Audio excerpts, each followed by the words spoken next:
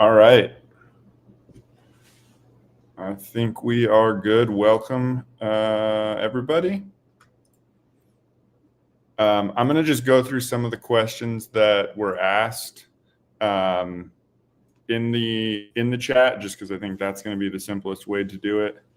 The most recent one was asked about the way preferences impact things. So I think that is the place that I'm going to start.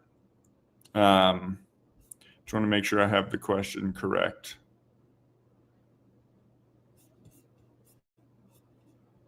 All right. So for something like the question was about legacy. So if we're using the legacy bonus as an example, the majority of the schools here in C3, as you can see, are part of a Power 4 conference.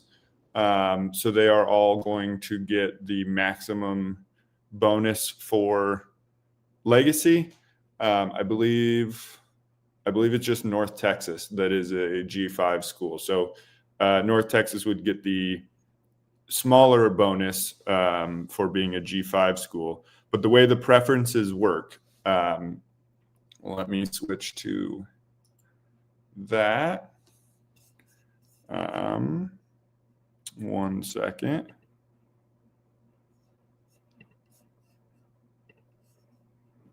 All right. So the way that we look at that, if we go to legacy, I'm just going to highlight it here. So for someone like Ace Rowden in this cell here, he favors legacy. So that means that all of those schools in C3 that had the Power 4 conference bonus, let me see if I can make this a little bigger for you guys, that have the Power 4 conference bonus are going to get a slight boost to that bonus. So if the bonus was 1, it's going to go up to like 1.2 or 1.3. I don't have the exact amount memorized, but it's a slight boost if it's favor.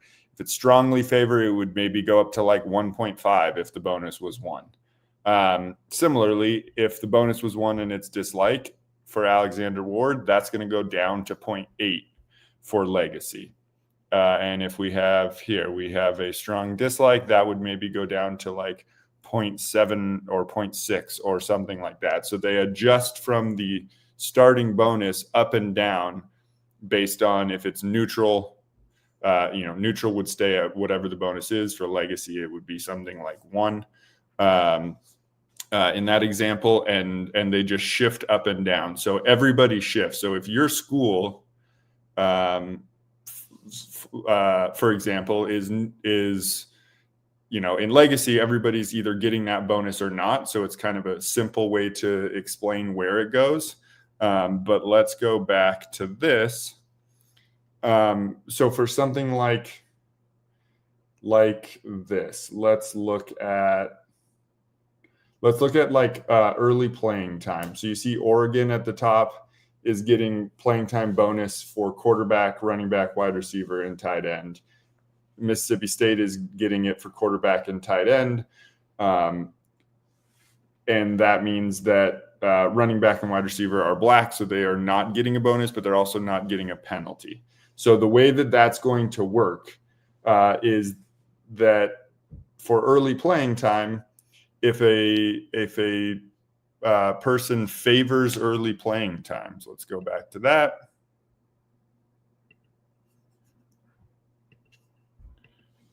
Here we go. Playing time. So strongly favor for Aaron Gregory. That means that, he's a wide receiver. Sorry, let's find a quarterback. Okay, so Anthony Colner, I think is how you say it. So he dislikes playing time, early playing time as a bonus category. So for somebody that's getting a bonus for early playing time for quarterback, they're still getting a bonus. It's just being slightly reduced. Strong dislike it'd be a bigger reduction, and favor and strongly favor would be bigger increases. So it doesn't make your bonus negative if you were getting a bonus and they dislike it. It's just reducing the bonus amount from what it was at a neutral bonus. I think that's the simplest way to understand it. Is you're still going to get a bonus if you were getting a bonus. You're just going to get a slightly smaller bonus if it's dislike, a slightly bigger bonus if it's one of the favor options. So I think that's the first question or the biggest thing that people were asking about that like applies to all of the different bonus types. You have, your bonus is shifting no matter what it was up and down on the scale based on favor or dislike. So the next thing I'm going to do, we're going to switch to recruiting. This is how you recruit. So I'm going to walk through. These are, I'm going to fill in mine,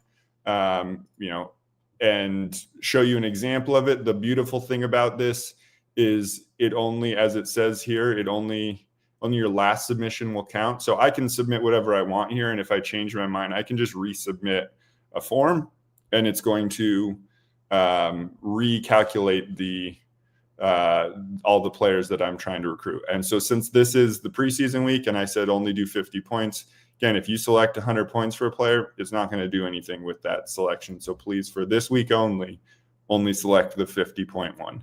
I'm going to pick Amarian Jackson, Angelo Renda. You go through, if you want specific player, or if you know what players you want and you can scroll to them, you can also type. Got to give it a second. There we go. I want to do Malachi Tony because he's in C3, and so on and so forth. And then I'm going to go to the bottom. If I want a copy of this to send to my email, I click that, and you submit it, and you're done. If you hit submit another response, it's going to replace the one that you already submitted. So that part is pretty simple in the sense that it's just the form itself is how you're going to do your recruiting, but the way that you're going to recruit, what you're going to go through is looking at these tabs in unison with your conference scouting report and figure out who you are interested in that might be also interested in you. Now, there's nothing to say that if you want to go after Jared Curtis this cycle, even if you're not a school, like in this example, North Texas has a 1 for development. They do have a bonus for QB, and so there's kind of a balance there that maybe the bonus type for development isn't great, but they're at least getting a playing time bonus. So you would scroll down here, if I can figure out the alphabet. Jared Curtis. There we go. So let's look. Development. He strongly favors development. So again, for North Texas, I'm sorry, I'm not showing that, am I? Here we go.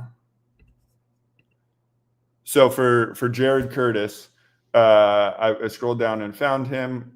For development, he strongly favors it. As you remember, North Texas does not have a great development rating for QBs, but that doesn't mean that they can't, it doesn't mean that it hurts them more. It's just that the bonus that they are getting for QB development will go up the same percentage increase. It's just that their bonus in that category is lower than some of the other schools.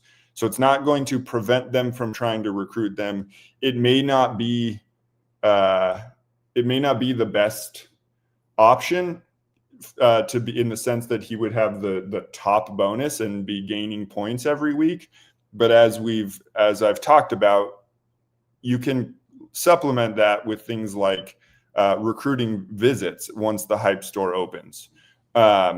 And the thing with the preseason recruiting, the reason why you have 20 players is so that you can put 20 points on the 20 players and figure out effectively what players maybe you didn't stack up well on without kind of wasting your points on a normal week.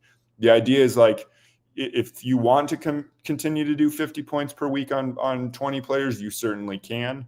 But a lot of people are going to do the 100 points on 10 of the players or on 8 of the players and 50 on a few of them. So you're not going to be recruiting 20 players every single week. The preseason week is going to give you a good feel of which players you have the best return on your preseason points. I think that's kind of the piece that once you understand kind of all the way that it's all going to go together, that preseason week is going to be the most beneficial, or the way to make it the most beneficial to you. You pick 20 players that you think you might be interested in getting to your team. You put your preseason points on them. And then when we go to start week 1, you'll see on the leaderboard where you stack up on those players. And if you want to continue to do it, to put points on them every week, if you're not in their top 5, it doesn't mean that you couldn't get there. It just means that you're going to have to probably use a visit, or if other people drop out, you might gain ground on them. Do you guys have any questions? I know there's only a few of you watching this live, but if you have any questions about that or any of this so far, that would be, I'm happy to answer those. I'm gonna look through to see if there are any other things I wanted to highlight in the questions. Oh, one thing that has changed from last year and previous years to this year has to do with auto commits. Auto commits, they cost all 100 of your hype if you have it. If you auto commit a person and somebody else also auto commits that person in the same week, it becomes a 50-50 toss up for the two of you, and whoever doesn't get them still spent their 100 hype. It's important to know the biggest, that's all the same, but the biggest change is if you auto commit a player in, the first week you're eligible to do it, you cannot lock them the following week, even if you you align it with a NIL to hype conversion week. The idea of the auto commit was not to be able to guarantee yourself a player. The idea of the auto commit was to take a risk and hope that you could then lock them later. And so we don't I've changed it so that's no longer an option. Why isn't Tony a free for all like Ryan Williams outside of C4? It was C4 wanted to have him be a part of their free agency class during last season.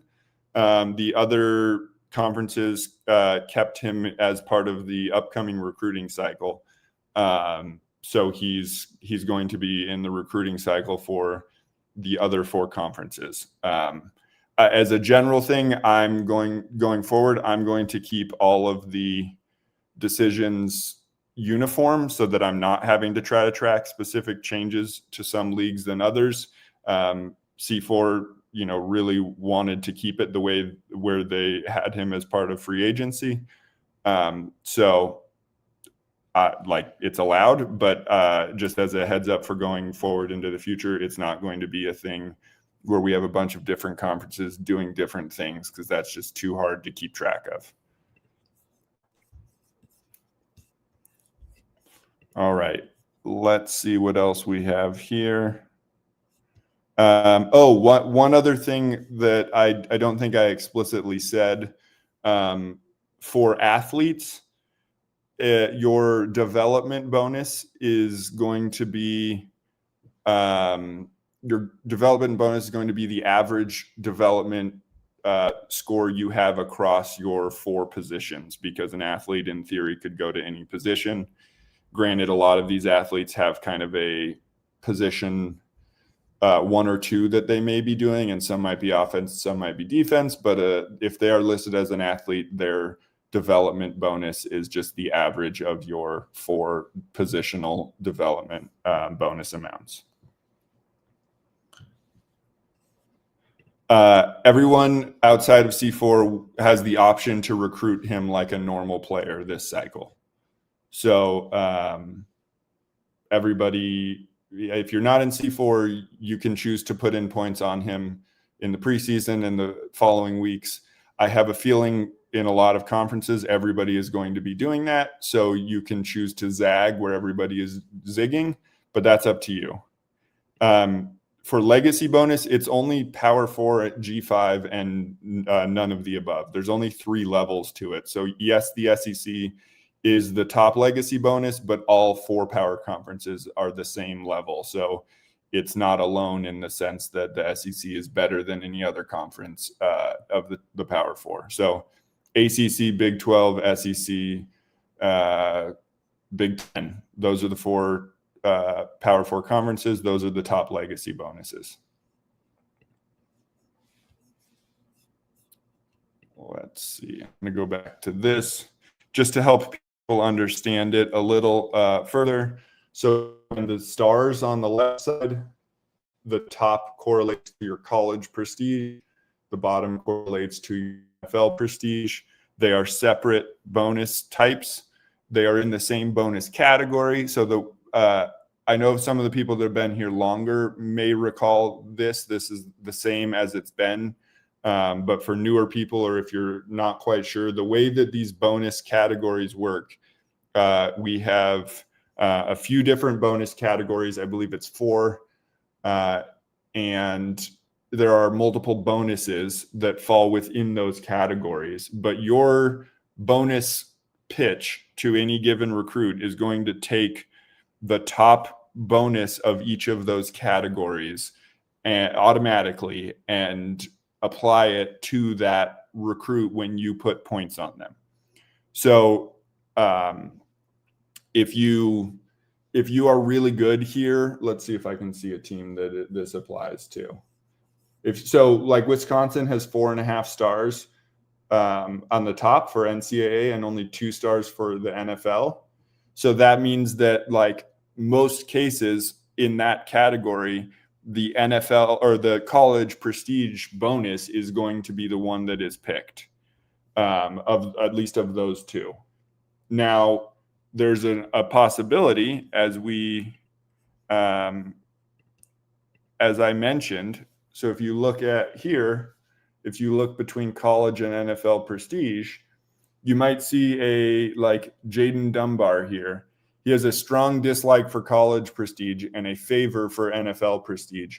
I don't know that this would be a big enough difference, but a strong dislike for college prestige could bring down that college prestige bonus enough where the NFL prestige being a favor, or if it were a strong favor, could go above the college prestige being a strong dislike. It's possible that these preferences can shift your bonus up or down enough that it doesn't end up being the one that is automatically selected.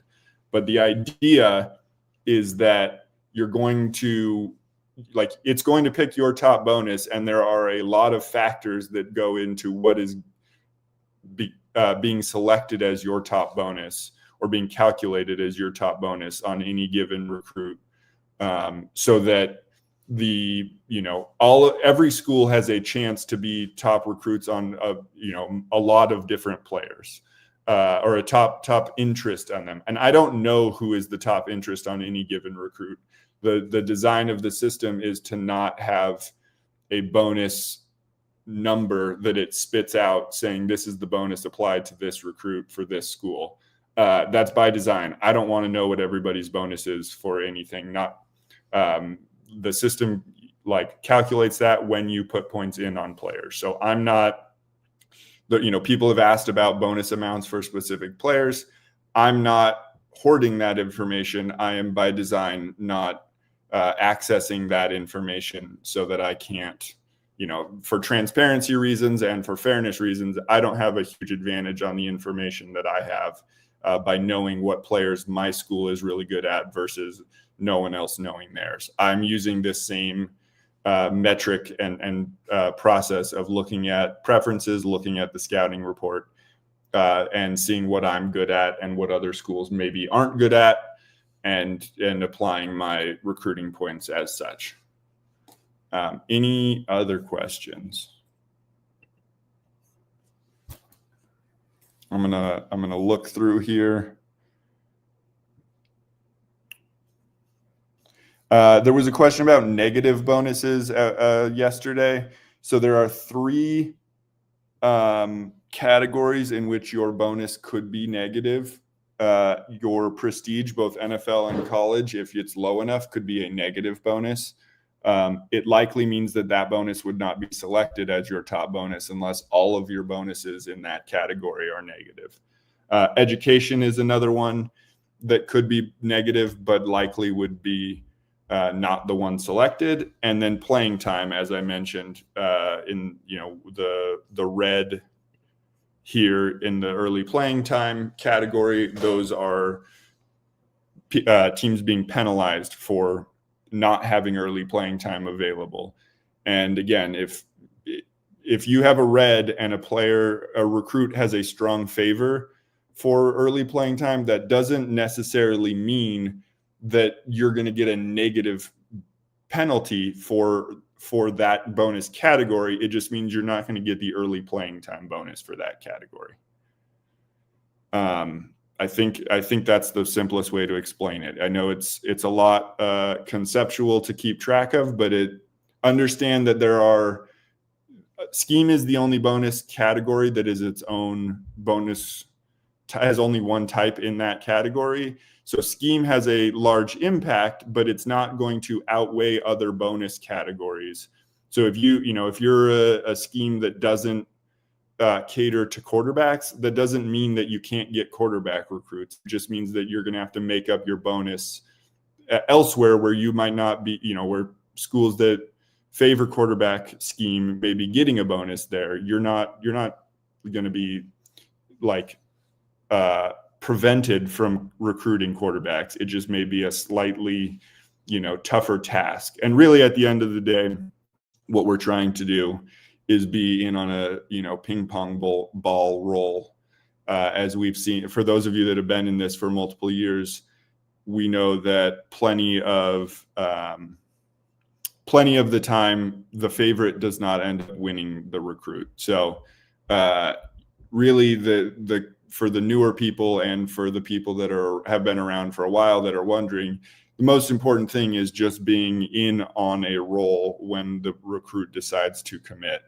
Because if you're in on it, you have a chance, and that's really what's going to matter, more than if your bonus is slightly above someone else's. If you stay in the top 5 and go to the roll, you've got a chance. And this is a lot of math to figure out if you end up getting a bunch of ping pong balls in the hopper when the balls get rolled. So yeah, I'm happy to go through this. I'll probably answer some of these same questions if you have, like, in the chat, if they come up again. If you have things you aren't sure of, by all means, please ask.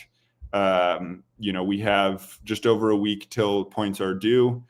I don't want to get to Sunday night and have people saying, or Monday morning and have people saying, I didn't understand it, so I didn't feel comfortable putting in points, or I put in points, but I don't get it. If you don't get something, please reach out, because I can't answer questions or explain something to help you understand it if I don't know you don't understand it. That's kind of that puts me in a position where there's nothing I can really do if I'm not able to help answer questions that I don't know exist. We do start with 100 hype. Again, that will be the same for week. It'll go through week 4, I believe. That's when we've done in the past. That'll probably just be what I do again when the Hype store opens. And then you can start spending it. I will let everybody know if I plan to open the Hype store earlier, but the idea will be, once it opens, we're going to start doing the random events, and we're going to start doing as best as I can the things like, non-random events, but other events that gain hype for certain schools, because I understand that, you know, it's a bit of a challenge with this happening after the regular season is over. We know that we're trying to match things up. So I'm going to do my best. There are going to be some things that we don't have the opportunity to gain or lose hype through that same process. Like rivalries aren't going to take place for this cycle because the games have all been played. But because of that, the random events will be a little more juiced, if you will. They'll be happening more often than they will probably the next recruiting cycle, because you know, that's going to be the main way that people are gaining or losing hype. Yeah, I think that's everything. If anybody has any other questions, I will sit tight here for a couple minutes.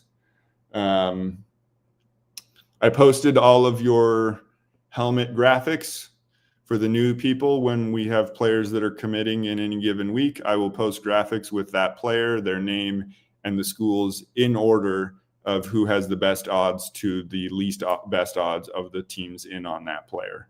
I won't be posting the exact percentages of odds on them on those graphics, but when the graphics get posted, if you see any of those helmets that I tagged you in on a graphic for your conference, that means you are in on that player for that week. The way the cycle will go is, you know, let's pretend that you know, we're in the middle of recruiting. It'll be the Sunday night that points are due. Probably within either Monday or Tuesday. I like to have it done by like midday Tuesday at the latest. I will post the graphics of the players that are committing that week. And then probably Wednesday night will be the day that I do the recruiting show. And that's where we will roll all of the players on this stream here. So you can see who is committed and whatnot. And then by Thursday morning, the week will have processed. The recruiting points form will be, you know, reset so that you can put points in again. The leaderboard will have been updated, so you know who to put points on and where to allocate your points for that week. The players that have been committed will be removed from the recruiting form as options. You can't put points in on a player once they've committed. So, you know, you can't worry that, or you don't have to worry that you're accidentally recruiting somebody that you can't even get. I think that's all of the things that I can think of. I don't see any other questions. If any come up, put them in the recruiting channel. If you think it's a question other people might have, you're welcome to send me messages directly.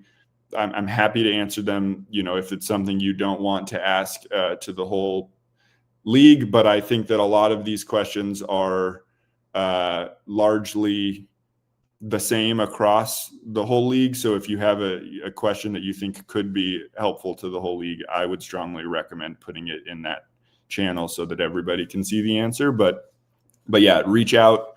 No question is a dumb question. I would just rather you ask something, even if it's a simple answer, or, you know, I can point you to the part of the bylaws that say it. This is a lot of uniqueness for this cycle, since it's late, since there's new people, since there's a change to the system, you know, since what we did the previous year. So there's a lot of moving parts. So I want everybody to have their best opportunity to understand what's happening going forward. But yeah, I think that's everything. Please feel free to reach out. This will be posted and stay on the channel. So if you're not watching this live and you have questions about anything that I've said, please reach out. But I think that's everything. You got about 8.5 days to get your points in for the preseason. Again, 50 points for 20 players for the preseason only. Other than that, pew pew for life, go Texas Tech, and all of these schools are better than Baylor. So just at the end of the day, you'll never be ranked 60th in this league because Baylor will be. But take care, everybody.